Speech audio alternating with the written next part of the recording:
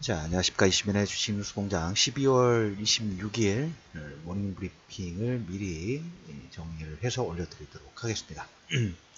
시장이, 해외 시장에서 좀 몇 가지 변수나 변동성 요건 부분들이 생겨서 출렁거린 부분들이 나오고 있는데, 미리 체크하면서 단지 소비될 가능성 부분들은 상당히 좀 크다고 봅니다. 그렇게 생각하는 이유, 그리고 왜 어떤 이런 변동성 요건 부분들이 만들어졌는지 그거 관련돼서 얘기를 좀 드려보도록 하겠습니다. 우리가 영화라든지 드라마를 보다 보면 각 배역마다 캐릭터가 있죠. 어떤 특성 부분들을 가지고 있고, 어떤 A라는 인물의 총평이라고 할까요? 트럼프라는 인물이 어떻게 보면 기존의 질서 부분들을 뭐라 할까요? 태풍이 불 때 바닷물이 위아래로 바뀌죠. 한번 출렁거리면 섞이죠. 새로 섞이면서 새로운 현상 부분들이 나오는데 그런 역할 부분들 하는 것 같아요. 기존의 어떤 형식, 틀 부분들을 깨면서 새로운 걸 만들어 가려고 하는, 그러다 보니까 안정적으로 이제까지 유지되던 시스템이 상당히 좀 놀라면서 여러 가지 반작용 부분들이 나옵니다. 다우지수가 거의 3% 가까운 하락 부분들이 나왔습니다. 근데 다우지수 3% 나오면서 미국과 중국의 무역전쟁 관련된 부분들이 지금 진행이 되고 있죠. 진행이 되고 있는데 시간이 조금씩 가면 갈수록 처음에는 협상 부분에서는 트럼프 쪽이 더 많은 수단 부분들을 가지고 있고 여전히 그건 유지가 됩니다. 근데 중국 같은 경우에는 그 기초 체력 자체가, 그리고 집권이라는 부분이 앞으로 휘징신의 아들 시진핑 같은 경우에 10년 이상 남았죠. 10년 이상 남았고 트럼프는 2년 뒤에 재선을 해야 되는 입장하고, 그러니까 시간을 지나면 지날수록 이 시간의 경과에 따라서 우선권, 조금 뭡니까, 더 파워를 가지고 있는 것은 시진핑이 진행이 좀 되는 것 같습니다. 트럼프는 뭔가 2년 안에 뭔가를 진행을 해야 되는, 다우지수가 2% 가까워 3% 가까운 하락 부분들이 나왔습니다. 트럼프가 파월 연준의장을 또 공격을 좀 했어요. 공공의 적이다 뭐 이런 식의 그 부분들이 나왔고, 그 다음에 트럼프가 파월 연준의장의 해임을 논의를 했다라는 걸로 불안감이 증폭이 됐어요. 지금 뭐 셧다운 때문에 지금 증폭이 되어 있는 상태에서 셧다운이 지금 진행이 되는데 올해까지는 민주당이 하원에서 다수당이 아니에요. 내년 1월부터 시작입니다. 그러다 보니까 민주당은 이왕이면 굳이 지금 내 27일 날 27일 날 미국 상원 본회의가 예정이 되어 있긴 합니다. 셧다운 때문에 불안감, 그 다음 파월 연준의장의 해임 방안, 그리고 문우신 재무장관이 긴급 주요 은행들의 유동성 상한 부분들 긴급 점검했다라는 그런 내용 부분이 나오면서 긴급 점검 부분들 할 정도로 시장이 불안하나가 뭔가 있지 않나 하는 불안 심리가 셧다운하고 파월 연준의장하고 그 다음에 문우신 재무장관의 이 점검으로 인해서 그냥 퀘스천이죠. 다 뭡니까? 정해지지 않았어. 불확실성이에요. 불확실성이 있다 보니까 다우지수는 거의 3% 가까운 하락폭이 나오는데 나왔고 유가도 3% 급락이 나왔어요. 그래서 42달러 진입됐습니다. 42달러 됐는데 다우지수가 약간 그 느낌하고 비슷해요. 유가가 40달러 선을 깨면 안 돼요. 그건 일시적으로 잠깐 뭐 일주일, 최대 한 일주일에서 뭐 2주 정도까지 일시적으로 하락 부분이 나올 수 있겠지만 그 이상은 그건 아니라고 봐요. 일단 그래서 유가는 45에서 오버슈팅 나오면 40달러 선 잠깐 깨는, 그러니까 저점이 지금 이미 나왔다는 얘기를 좀 드렸죠. 거기에서 이제 플러스 알파 오버슈팅 부분들은 우리가 일부 줄 수 있는 것처럼 거기에 또 하나 더 첨언을 한다고 하면 다우지수예요. 다우가 지금 2700 정도 됩니다. 2700 정도 되는데 21,000 정도 되는데 600포인트 정도 하락해서 2%대 하락범위 나왔는데 여기에서 많이 빠지면 지금 그러니까 2, 3% 2만에서 2만 1000 사이죠. 2만 700 사이 전후가 다우지수의 저점이 될 가능성이 상당히 높아요. 그 의미 부분들은 기껏 현재 시점에서 많이 빠져봤자 3% 정도, 이 정도 3%, 4%, 3에서 5% 정도의 하락 부분들이 진행이 되면 다우지수의 현재 이 하락 파동, 변동성 파동 부분들은 마무리될 가능성 자체가 상당히 높은 저점의 영역 부분들이 들어왔다. 그러면 하락이 나왔던 만큼 반등 샷도 역시 커질 수가 있어요. 그 반등샷을 만약에 만들어 준다 했을 때 어떤 요건부들이 진행이 될까 라는 부분에서 뭐 셧다운 부분들은 당연히 좀 들어가겠죠. 그리고 두 번째로 중국, 지금 보면 글로벌 시장에서도 우리가 이제 재작년에 삼성전자하고 SK하이닉스의 주도주에서 이 주도주가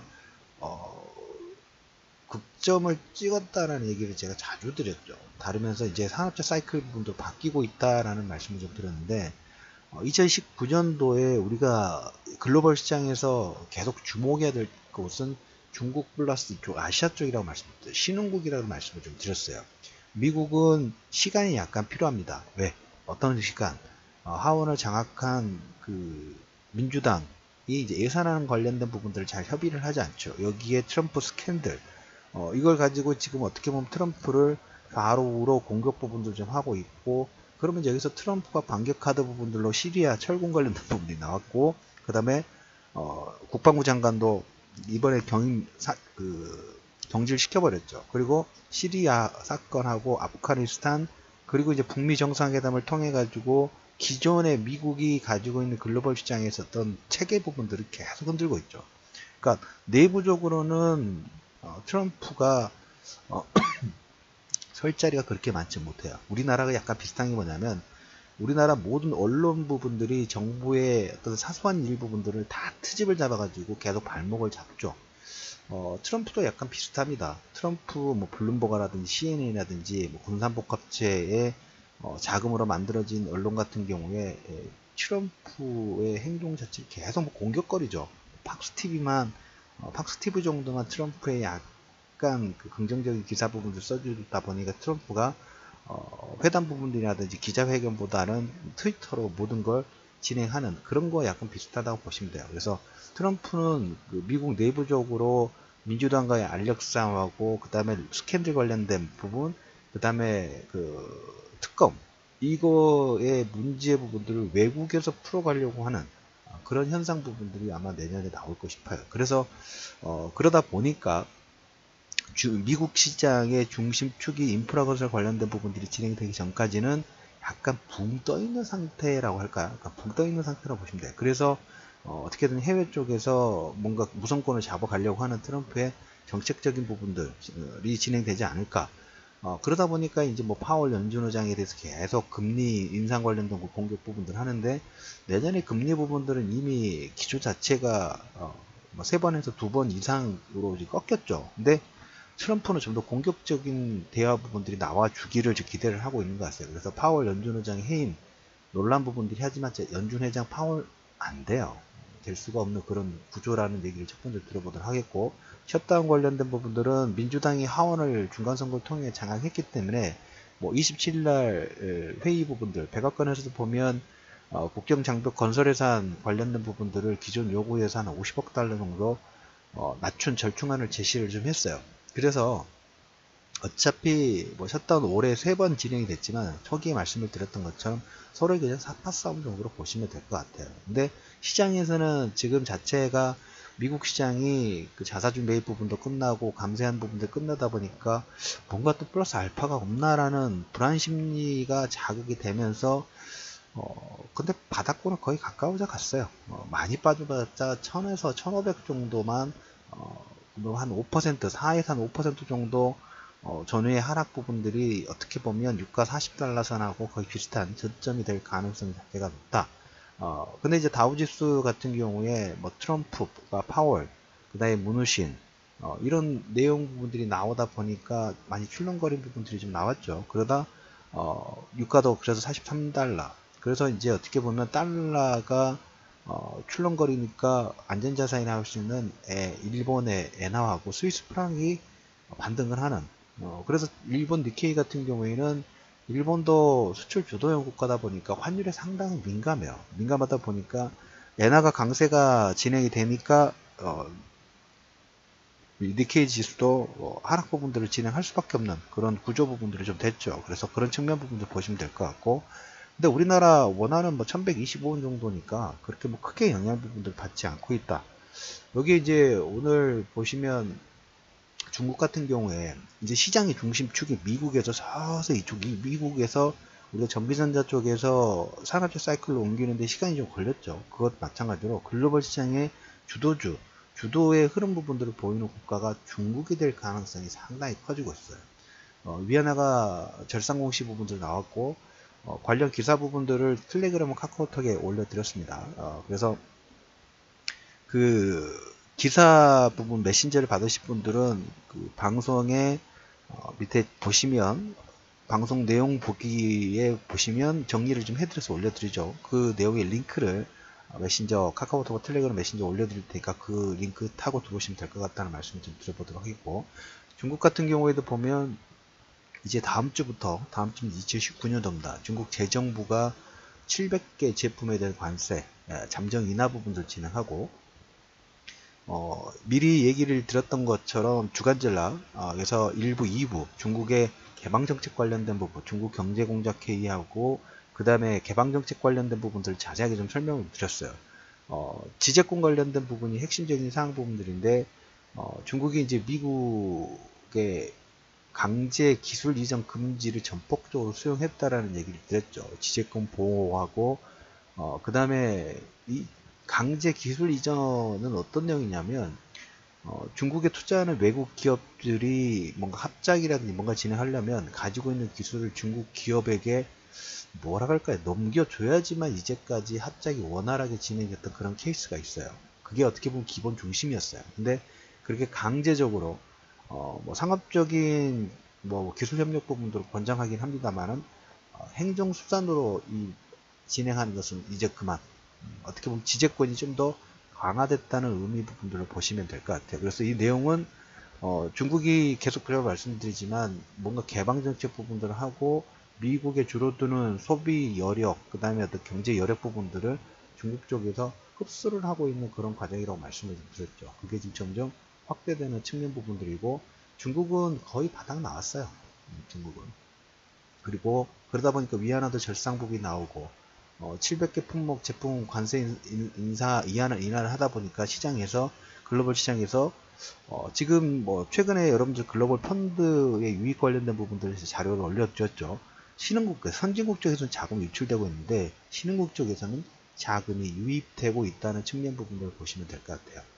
자, 그리고 이제 마지막으로 얘기 드릴 게 26일은 남북 철도 착공식이 진행됐다는 얘기 좀 드렸어요. 아무래도 다우지수의 하락 부분이 나오니까 대형주는 약간 소폭 눈치 보기 부분도 좀 할 수 있는 가능성 자체가 크죠. 근데 셧다운하고 파월 해림 부분하고 어떻게 보면 2% 정도의 하락 부분이 나와 있는데 뭐라 할까, 실속은 그렇게 없어요. 그냥 다 불안 심리예요. 뭔가 다 정해지지 않았기 때문에. 그러면 27일 날그 미국 상원 본회의하고 그 다음 백악관에서 장벽 관련된 예산안도 50억 달러 낮춘 절충한 부분들 제시를 했고, 그게 아니더라도 민주당 측에서는 올해 굳이 무리할 필요는 없어요. 물론 여론의 공격 부분들 받는 건 사실이긴 합니다만은 내년부터는 하원을 민주당이 장악을 합니다. 장악을 하게 되면 현재의 절충안보다 더 유화적이고 주도권을 하원에서는 민주당이 가져갈 수 있는 기회가 시작이 되기 때문에 민주당이 조금 급할 이유는 없어요. 그런 측면으로 여러분들 보시면 될 것 같아요. 그래서 셧다운하고 이런 내용 부분들은 시장에서 느끼는 불안 심리 부분들은 있는 건 어떻게 보면 당연하긴 합니다. 네.